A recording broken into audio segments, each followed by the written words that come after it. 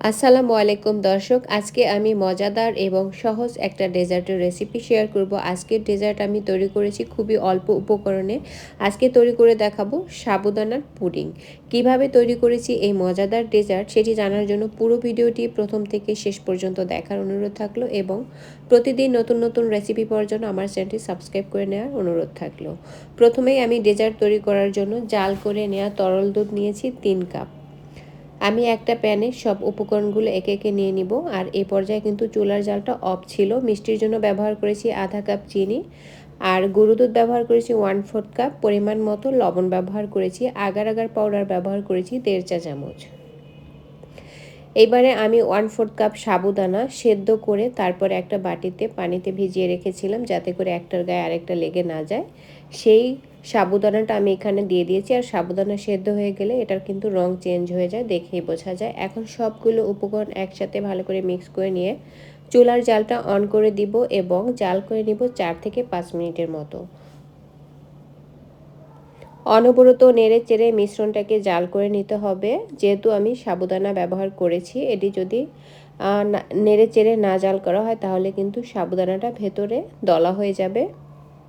কিছুক্ষণ জাল করার পরে আপনারা লক্ষ্য করবেন যে এই মিশ্রণটা ক্রমান্বয়ে ঘন হয়ে আসছে।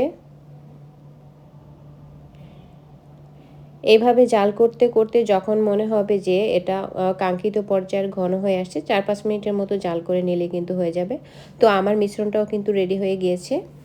এখন আমি এটাকে যে পাত্রে সেট করব সেখানে ঢেলে নিব। আর এই পাত্রটা কিন্তু আগে থেকে রেডি করে রাখতে হবে, আর এই কাজটা খুব দ্রুত করতে হবে, আর না হলে এটা কিন্তু পাত্রের মধ্যেই জমে যাবে।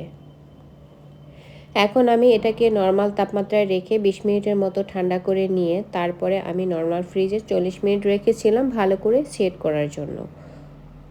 এটা কিন্তু নর্মাল তাপমাত্রায় রেখে দিলেও আপনা আপনি জমে যায়, তো সেই ক্ষেত্রে একটু বেশি সময় লাগে। তাই আমি দ্রুত ভালো করে সেট করার জন্য নর্মাল ফ্রিজে রেখেছিলাম, আর এটা কিন্তু বেশ ভালো করে সেট করা হয়ে গিয়েছে।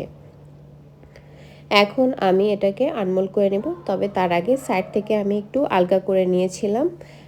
তো দেখুন লুকটা কেমন এসেছে, কতটা পারফেক্ট এবং কতটা সুন্দর হয়েছে, এবং এই পুডিংটা বেশ ভালো করে জমেও গিয়েছে।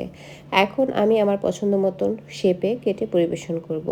আজকের এই সাবুদানার পুডিংয়ের সহজ রেসিপি যদি ভালো লাগে আমার চ্যানেলটি সাবস্ক্রাইব করে রাখবেন, পেজটি ফলো দিয়ে রাখবেন এবং নিয়মিত লাইক কমেন্ট শেয়ার করে সঙ্গেই থাকবেন। সবাই অনেক অনেক ভালো থাকবেন। আল্লাহ হাফেজ।